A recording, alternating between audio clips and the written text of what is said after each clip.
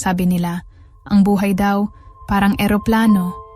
Kailangan mo ng sapat na bilis para lumipad, pero kailangan mo ring bumaba para mag-refuel. Ako si Marian. At ang buhay ko ngayon, parang holding pattern sa himpapawid. Steady, pero naghihintay lang. Kasal ako. Kay Daniel. Siya ang commercial airline pilot ko. Ang taong naghatid sa akin sa isang buhay na secure at respetado. Ang taong nagmahal sa akin ng walang reservation. Siya ang nagbigay sa akin ng pangalang Mrs. Diaz. Ang Mrs. Diaz na nakatira sa isang malaking bahay na kadalasang tahimik. Si Daniel, ang klase ng asawa na seryoso, kalmado, at laging naghahanap ng safety net. Minsan parang ang buhay namin, nakaprogram na sa autopilot. Ang trabaho niya, ang maging pilot ng isang malaking airline, laging nagpapalipad ng mga tao sa iba't ibang bansa. Ito ang presyo ng aming stability, ang kanyang pagiging laging wala. Isang linggo, mayroong 168 oras. Si Daniel, 40 oras lang ang nasa tabi ko.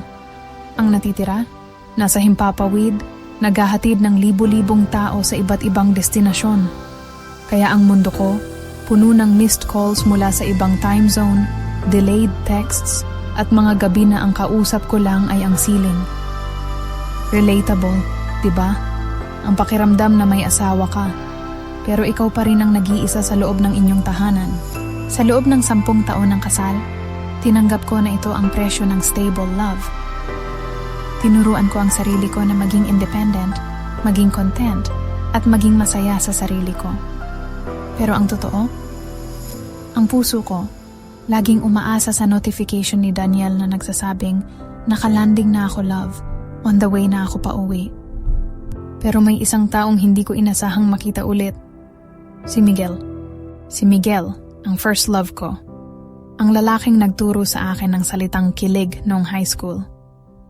Si Miguel, ang engineer na passionate, adventurous, at hindi takot mag-take ng risk sa buhay. Noong high school, kami ang power couple ng batch 2005. Ang pag-ibig namin ay puno ng passion at spontaneous na mga desisyon. Walang pag-iisip sa consequences. Pero may isang laging nakabantay sa akin, si Daniel. Si Daniel na laging valedictorian, laging varsity player, laging karibal ni Miguel. Hindi sa grades, kundi sa akin. Palagi niya akong tinitingnan, pero hindi siya nagpaparamdam. Ang alam niya si Miguel ay pesteng karibal lang sa buhay niya, at hindi niya alam na kami ni Miguel noon.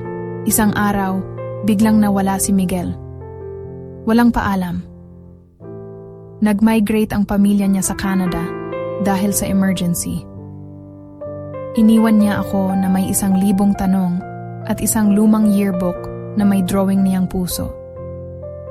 Ang sakit ng abandonment na yun, pre, kailanman ay hindi tuluyang nawala. Pagkatapos umalis ni Miguel, sino ang lumapit sa akin? Si Daniel. Hindi siya nag-comfort. Hindi siya nagtanong tungkol kay Miguel. Ang ginawa niya, sinabihan niya ako, hindi ka dapat umiiyak para sa taong madaling umalis. Ang tough love niyang, yun ang bumuo ulit sa akin. Kaya nung nag-propose siya sa akin 5 taon nang nakalipas, hindi ako nagdalawang isip. Si Daniel ang safe harbor ko. Pero ang safe harbor na yon, ngayon ay walang tao. At ang loneliness ang perpektong butas sa relasyon namin. Isang gabi, biglang nag-message siya sa Facebook Messenger. Uy Marian, uuwi ako next week. Sana makapagkape tayo kahit saglit. Matagal na tayong hindi nagkita. Gusto ko lang sana magpasalamat sa high school life ko at makita kung kumpleto ka na ba talaga. Nang makita ko siya sa mall, sa coffee shop, para akong naputulan ng hininga. Ang lahat ng memory defense ko, gumuho.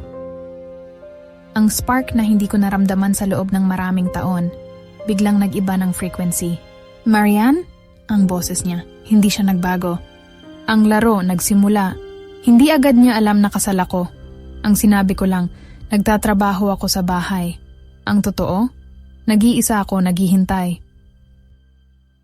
Nagkape kami. Ang usapan, Parang time machine.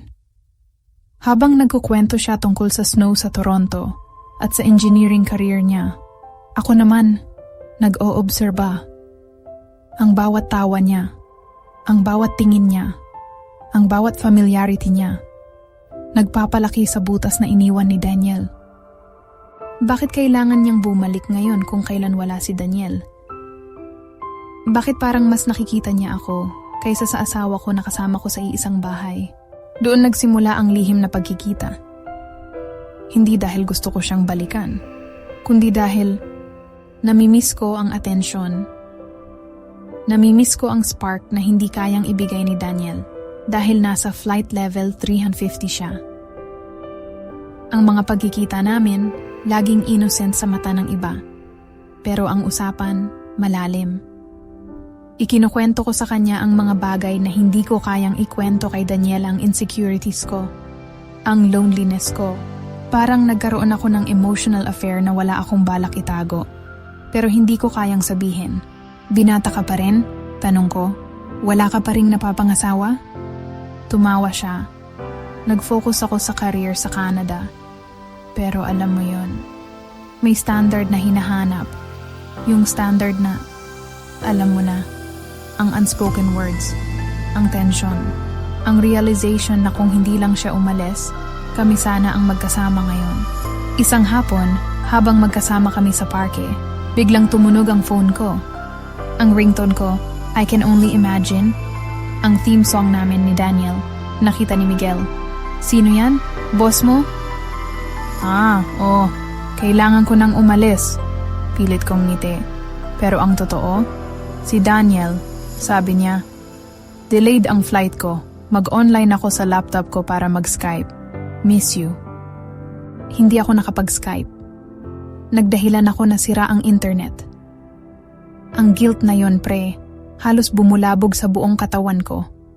Ito ang first taste ng pagtataksil hindi pisikal, kundi ang pagtataksil sa trust ni Daniel. Isang beses, nagkita kami sa Glorieta. Nag-aalala ako na may makita sa amin. Habang naglalakad kami, may sumigaw, Mrs. Diaz. Napalingon ako. Isang flight attendant pala ni Daniel, si Tina. Dali-dali akong humiwalay kay Miguel. Kailangan ko nang umalis. Emergency. Walang tanong si Miguel. Nang makalayo ako, nag-text sa akin ang flight attendant. Hi Mrs. Diaz. Akala ko kung sino ang kasama mo. Ang gwapo, buti na lang kasama mo ang asawa mo. Ingat kayo. Napaiyak ako sa takot. Ito ang critical moment ang flight attendant na nakakita sa amin. Ang witness na hindi ko alam, magiging key sa closure ko. Ang takot ko, hindi ang paghuli ni Daniel, kundi ang pagkadiskubre niya sa lihim ko. Isang hapon habang naglalakad kami ni Miguel sa isang tahimik na parke, huminto siya. Direktang tumingin sa akin. Marianne, I know you're happy, pero hindi ako naniniwala. Napatigil ako. Ano nang ibig mong sabihin? Hindi ka buo. May void sa'yo. Ramdam ko. Ramdam ko na mag-isa ka. At alam ko, mahal mo pa rin ako. Pero higit pa dyan, alam ko na ang dahilan kung bakit mo ako hinanap ulit. Doon ako umamin, Miguel, kasal ako. Alam ko, walang gulat sa mata niya. Pero sino? Sino ang napangasawa mo? Isang safe na guy? Si Daniel Diaz. Sa sandaling binanggit ko ang pangalan, ang kalmadong mukha ni Miguel, biglang nag-iba. Naging bato. Ang galit ng karibal niya, mas malaki pa sa galit ng first love na iniwan. Si Daniel, natawa siya ng mapait, pero puno ng pain. Siya, ang karibal ko, ang taong laging naglalakad sa tabi mo noon, at ang taong hindi kailanman lumipad sa buhay niya nang hindi nag-iisip ng safety net? Wala kang alam sa buhay namin, sigaw ko. May alam ako. Alam ko na pinili mo siya dahil sa stability, hindi dahil sa passion. At alam ko na hindi kanya sinasabayan sa pag-iyak sa gabi. Alam ko, Marianne. Pagkatapos, inabot niya ang kamay ko. Ang warmth ng kamay niya, ang familiarity. Iwanan mo siya. Sumama ka sa akin sa Canada. Bibigyan kita ng buhay na passion at adventure. Bibigyan kita ng first love, last chance. Hindi lang tayo magiging high school sweethearts. Tayo ang magiging destiny. Ito na ang ultimatum, ang turning point, ang safety versus ang spark. Umuwi ako. Hindi ako nakatulog. Habang nasa flight si Daniel, tiningnan ko ang wedding ring ko. Ang bigat ng singsing. Hindi dahil sa gold, kundi dahil sa commitment na dala nito. Kung iiwanan ko si Daniel, magiging masaya ba ako? O hahanapin ko lang ang bagong Miguel pagkatapos ng 10 taon? Kung pinili ko si Miguel noon, umalis siya. Kung pipiliin ko siya ulit, may kasiguruhan ba? Ang gusto ko ba talaga si Miguel? O gusto ko lang ang feeling na in love ulit? Ang feeling na hindi ako nag-iisa. Nang umuwi si Daniel, dahan-dahan kaming naghapunan. Ang tahimik. Love, sabi ko, may kailangan akong aminin. Tiningnan niya ako. Ang pilot eyes niya diretso. Ano yun, love? Nagkita kami ni Miguel, ang ex ko, ang karibal mo noon, at paulit-ulit kaming nagkape, at niyaya niya akong iwanan ka. Huminto ang mundo. Inasahan ko na magagalit siya. Sususpetsahan ako. Mag-a-argue. Pero ang ginawa niya, hinawakan niya ang kamay ko yung hawak na steady at kalmado. Alam ko, love. Alam mo? Oh, alam ko. Nung nakita ka ni Tina, ang flight attendant ko, sa Glorieta, nag-text siya sa akin. Nagtanong lang ako, pero halata sa message niya na hindi office mate ang kasama mo. Hindi ako nagalit. Ang kinakatakutan ko, yung lungkot mo. Alam kong once a week lang ako umuuwi. Alam kong lonely ka. At naiintindihan ko na hinanap mo ang comfort sa taong may history ka. Hindi ka nagtaksil sa akin. Nag-cheat ka sa sarili mong loneliness at sa pangangailangan mong makita. Sa sandaling iyon, na-realize ko, si Miguel ay ang fantasy ng passion na aalis ulit. Si Daniel ay ang reality ng commitment na mananatili. Tiningnan ko si Daniel. Mahal kita, pero hindi ko na siya kailangan. Hindi mo kailangan, love, pero kailangan ko na maging mas present. I will adjust my flight schedule. Hindi ako magiging perfect asawa, pero babayaran ko ang presyo ng pagiging pilot ko. Ang presyo ng pag-iisa mo. Dahil ang tunay na pag-ibig, hindi nag-iwanan, nag-a-adjust. Kinabukasan, nag-message ako kay Miguel. Permanenteng closure. Miguel, salamat. Pero hindi ako sumasama sa'yo. Hindi dahil takot ako sa adventure. Pero dahil natagpuan ko ang tunay na commitment hindi sa taong naghahanap ng last chance, kundi sa taong handang baguhin ang buhay niya para manatili ako. Hindi ko na kailangan ng adventure. Kailangan ko ng bahay at ng steady hand na hahawak sa akin tuwing matutumba ako. Ang reply niya, I respect that, Marianne. I'm flying out tonight. Goodbye. Doon ako nakaramdam ng tunay na kapayapaan. Nang gabing yon, nag-impake ako para kay Daniel. May emergency flight siya kinabukasan papuntang Canada. Habang inaayos ko ang kanyang pilot uniform, napansin kong may naiwan si Miguel sa mesa namin sa coffee shop noong huli naming pagkikita. Isang faded blue envelope. Hindi ko na binuksan. Alam ko ang laman, ang boarding pass niya. Kinaumagahan, hinatid ko si Daniel sa airport. Love, ingat ka, ha? Mag-text ka agad pagdating mo sa Toronto. Niyakap niya ako ng mahigpit. Walang alam sa pasahero na dala niya. Nang umalis siya, tumayo ako sa departure area ng matagal. 5 oras ang lumipas. Sapat na oras para mag-take off at maging steady ang flight. Habang nag-iisa ako sa bahay, nag-vibrate ang phone ko. Si Daniel. Binuksan ko ang message niya.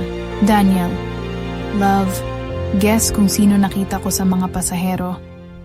Biglang nag-flashback tuloy ang high school life natin. Sana hindi na siya bumalik pa dyan. Ingat ka palagi. Love you. Nabitawan ko ang phone. Napaupo ako sa kama. Hindi niya lang nakita si Miguel. Alam niya. Sa tulong ni Tina, nalaman niya ang katotohanan. At ngayon, Bilang pilot ng flight ni Miguel, na-confirm niya ang closure.